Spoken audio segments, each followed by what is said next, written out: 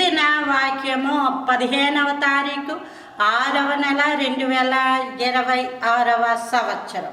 మన దేవుడిస్తున్న చక్కటి మాట అపోస్తలుల కార్యములు 10వ అధ్యాయము 4వ వచనం.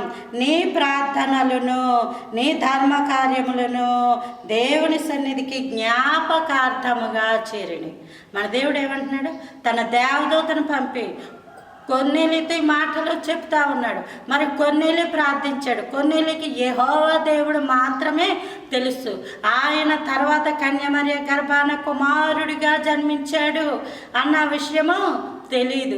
అయితే కుమారుడిగా జన్మించి ఆయన సర్వలోక మానవుల యొక్క పాపాలు మోసుకొని వెళ్ళిపోయే దేవుని గొర్రెపిల్ల అని తెలీదు. ఆయన రావడం అయింది, ఆయన చనిపోవడం అయింది, 3వ దినమున తిరిగి లేవడం కూడా అయ్యింది.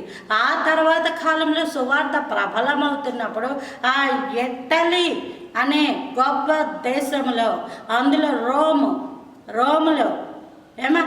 రోమాలో ఇటలీ పటాలమనబడిన పటాలంలో ఇతడు గొప్ప అధికారి. మిలిటరీ ఉంది ఇతనికి, శతాధిపతి ఇతను, మిలిటరీ ఆర్మీ ఆఫీసర్. అలాంటి అతనికి దేవుని దూత వచ్చి చెప్తుంది, నీ ఉద్యోగం దేవుని సన్నిధికి వెళ్ళింది, నీ హోదా దేవుని సన్నిధికి వెళ్ళింది కాదు, నీ ప్రార్థన, నీ ధర్మ కార్యాలు. ఎంతగా యెహోవా దేవుణ్ణి నమ్ముకునే వాళ్ళు అంతగా దీవించబడిపోయారు. ఆయన తర్వాత కుమారుడిగా వచ్చాడు. ఆ కుమారుడి యొక్క రక్తాన్ని మనం ప్రోక్షింప చేసుకున్నాం. గొర్రెపిల్ల రక్తంతో కడగబడ్డాం. నడినెత్తి మొదలుకున్న అరికాల వరకు గొర్రెపిల్ల రక్తంలోనే ఉన్నాం మనం. దేవుడే మనకి న్యాయము చేయును గాక. మన ప్రార్థన ధర్మ కార్యాలు దేవుని సన్నిధికి వెళ్ళాలి.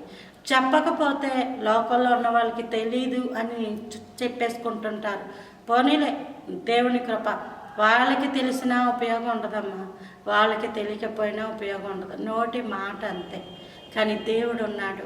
దేవదూతను పంపి నీకు నువ్వేం చేసావో దేవుని దగ్గర ఉన్నాయని చెప్పినప్పుడు ఎంత గొప్ప కృపో కదా దేవుడు.